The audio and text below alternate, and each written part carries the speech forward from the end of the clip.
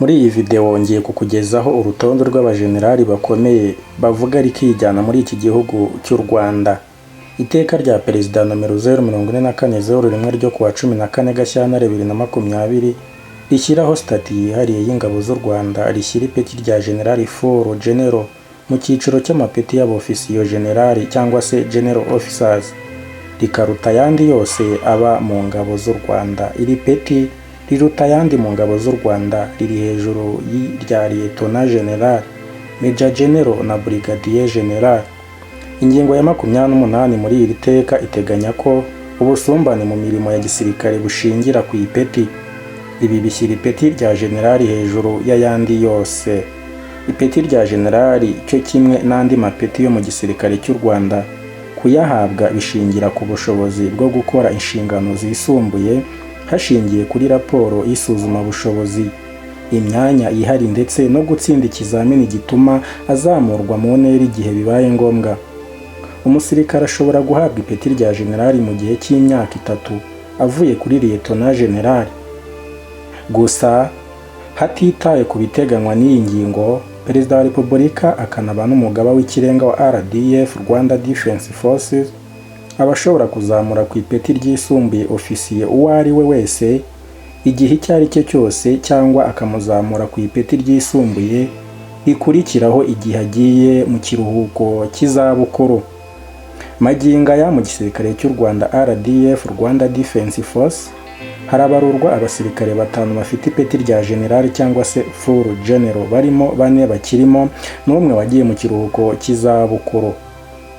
Uwagiye mu kiruhuko cy'izabukuru ni Lieutenant General cyangwa se Retired General Marcel Gatsinzi, wasezereye mu ngabo z'u Rwanda muri 2013 nyuma y'imyaka ibarirwa muri 45 yari amaze ari umusirikare. General Gatsinzi wanabaye mu gisirikare cy'u Rwanda ex-FAR mbere yo kwiyunga kuri RPF. Ikimara gufata igihugu yabaye Minisitiri w'Ingabo z'u Rwanda hagati y'umwaka wa 2002 na 2010 mbere yo kugirwa Minisitiri ushinzwe gucunga ibiza no gucyura impunzi. Uretse Gatsinzi, abandi basirikare mu ngabo z'u Rwanda bafite ipeti rya General ni General James Kabarebe, umujyanama wa Perezida wa Repubulika Paul Kagame mu by'umutekano mu myaka ishize. General James Kabarebe akaba ari Retired General cyangwa se akaba ari mu kiruhuko cy'izabukuru. General James Kabarebe n'umwe mu basirikare bakomeye mu gisirikare cy'u Rwanda, akaba yarakibereye umugaba mukuru kuva muri 2002 kugeza muri 2010.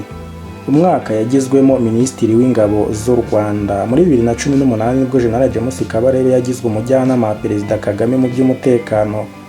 Nyuma y'imyaka 8 yari amaze ayobora Minisiteri y'Ingabo. Uretse kuba ari mu basirikare bari bayoboye urugamba rwo kubohora igihugu, General James Kabarebe yanabaye umugaba mukuru w'ingabo za Repubulika ya Demokarasi ya Kongo nyuma y'uko inyeshyamba za Laurent Desire Kabila ziyambaje u Rwanda ngo ruzifashe guhangana na Mobutu Sese. Undi musirikare mu ngabo z'u Rwanda ufite ipeti rya generali ryuzuye ni General Fred Gisa Bingira. Fred Bingira ni generali mu ngabo z'u Rwanda kuva muri Mutarama 2018 ubwo yazamurwaga mu ntera na Perezida wa Repubulika amuvanye ku ipeti rya Lieutenant General.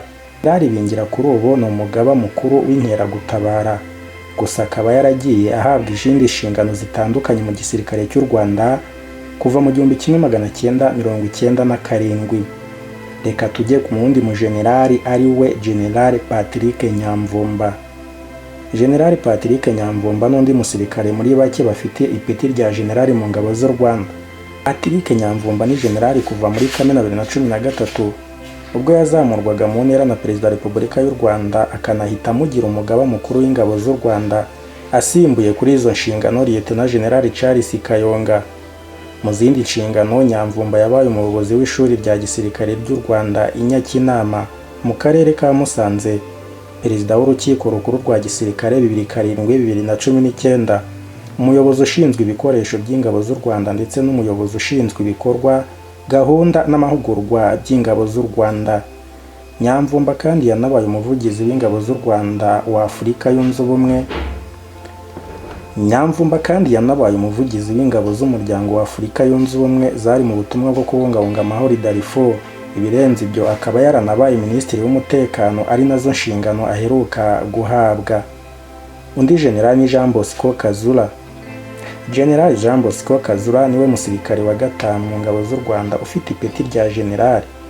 Ni ipeti afite kuva mu Gushyingo 2019 ubwo yazamurwaga mu ntera na Perezida Kagame amuvanye ku ipeti rya Major General akamugira umugaba mukuru w'ingabo z'u Rwanda. General Jean Bosco Kazura uretse kuba ari mu basirikare babohoye igihugu, yabaye umuyobozi w'ishuri rya gisirikare ry'Inyakinama. Ibirenze ibyo akaba yaranabaye umuyobozi w'ishyirahamwe ry'umupira w'amaguru mu Rwanda Ferwafa. Yakoze kandi n'indi mirimo igiye itandukanye. Kuva u Rwanda rwabaho, aba nibo basirikare rwagize cyangwa bafite ipeti rya generali cyangwa se full general ridapfa kubonwa n'ubonetse wese. Gushyira abasirikare bakomeye muri diplomasi bizafasha kandi u Rwanda mu buryo budasubirwaho. U Rwanda rwaciye mu mateka mabi ndetse ashaririye ya Jenoside yakorewe Abatutsi muri Mata 1994, ariko rwakoze ibishoboka byose ngo ruzahuke, rurangazwe imbere n'ubuyobozi bwiza.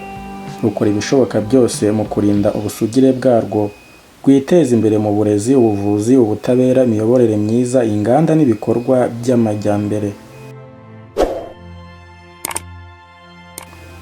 Iri terambere ntiryasize ububanyi n'amahanga. Nk'igihugu cyaciye mu mateka akomeye, ni ngombwa kugira imbaraga mu bijyanye n'ububanyi n'amahanga ndetse n'ubutwererane binyuze mu gusinya amasezerano mpuzamahanga atandukanye ndetse n'ayo mu miryango y'uturere, harimo n'ibijyanye n'umutekano. Igisirikare nk'urwego rufitiwe icyizere cyane n'Abanyarwanda gikomeje no gutanga umusanzu mu bubanyi n'amahanga. Bamwe mu bajenerali bahindutse abadiplomate bidasubirwaho, duhereye kuri Lieutenant General Charles Kayonga yabaye ambasaderi w'u Rwanda mu Bushinwa hagati ya 2014 na 2019. Ubu akaba ari ambasaderi w'u Rwanda muri Turikiya, umwanya yagiyeho mu mpera z'umwaka ushize. Ibi bihugu byombi ntibyoroshye mu bijyanye n'ingufu za gisirikare, by'umwihariko ku Bushinwa bukaba buri mu bihugu bitatu bya mbere byateye imbere mu bukungu, haba mu nganda, ikoranabuhanga ndetse n'ubucuruzi. Uretse ububanyi n'amahanga, usanga ibihugu byombi bihujwe no kongera imbaraga mu bya gisirikare ndetse n'umutekano muri rusange, haba mu gusinya amasezerano ajyanye n'ingufu za gisirikare ndetse no gutanga amasomo n'imyitozo bijyanye n'ibikorwa bya gisirikare.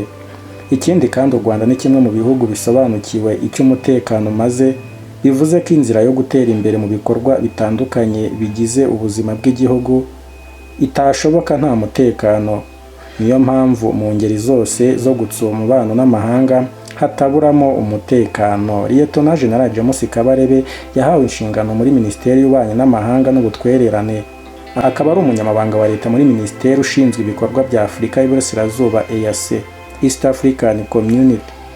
Abasesenguzi mu bya politike bavuga ko guha inshingano General James Kabarebe ari uburyo bwiza bwo gukomeza kuba muri politike y'u Rwanda ndetse agatanga umusanzu we yaba mu buryo bwa politike, ubwa gisirikare, kubera ko ibyo byose iyo abihuje mu by'ubumenyi buhambaye afite mu bya gisirikare, bishoboka ko abasha kumenya uko yitwara mu bibazo biri muri East Africa, cyane ubu uyu muryango ukomeje kugarizwa n'ibibazo by'umutekano muke, by'umwihariko muri Repubulika Iharanira Demokarasi ya Kongo. Iyi akaba ari ishusho ngari kuko u Rwanda rusobanukiwe neza iby'umutekano muke nk'ibihe rwaciyemo, ubu rukaba ruwufite ndetse rufite n'ingamba zo kutongera gukora ikosa na rimwe ryatuma rwisanga aho rwahoze. Nta gushidikanya ko ariyo mpamvu hagaragara abasirikare benshi bakomeye muri politike, no gukomeza kugira inzira zitandukanye z'uburyo bwo kurinda ubusugire bw'igihugu ndetse n'umutekano muri rusange. Undi mujenerali ni Patrick Nyamvumba, umwe mu basirikare bakomeye muri iki gihugu ndetse hamwe nabo twavuze haruguru, yagize uruhare mu guhagarika Jenoside yakorewe Abatutsi muri Mata 1994, anagira uruhare rukomeye mu kubohora igihugu. General Nyamvumba nawe yagiye ahabwa inshingano zitandukanye mu ngabo z'u Rwanda, aho yabaye umugaba mukuru w'ingabo z'u Rwanda kuva muri 2013 kugeza muri 2019, aba minisitiri w'umutekano imbere mu gihugu. Bakaba nk'uko byagaragaye mu nama y'abaminisitiri iheruka guterana, yaragizwe ambasaderi w'u Rwanda muri Tanzania. Kuba Patrick Nyamvumba yaragenwe nka ambasaderi muri Tanzania nk'igihugu kigize East African Community, ni uburyo bwiza bwo gukomeza diplomasi y'ibihugu ndetse n'umubano mwiza hagati y'ibihugu byombi, ndetse no gukomeza kunoza imibanire y'ibihugu byombi mu bikorwa bitandukanye. Ntitwakirengagiza ko icyambere kigomba kwitabwaho ari imikoranire hagati y'ibihugu byombi ishingiye ku bikorwa bya gisirikare, aho bigaragara ko ari nawo musaruro witezwe mu bihugu byombi. Nk'uko muri ibi bihe umwaka utari mwiza mu karere ka Afurika y'Iburasirazuba bitewe n'intambara iri kubera muri Repubulika Iharanira Demokarasi ya Kongo, bigaragara ko ari igihe cyiza ku Rwanda gukoresha abajenerali mu bikorwa bya diplomasi kugira ngo bakomeze umubano n'imikoranire mu bijyanye n'ingufu za gisirikare. U Rwanda ni kimwe mu bihugu byiyemeje gusigasira amahoro n'umutekano, akaba ariyo mpamvu rwita cyane ku mubano mwiza hagati yarwo n'ibindi bihugu, ariko hitabwa cyane ku mutekano w'igihugu no gukomeza ingufu za gisirikare.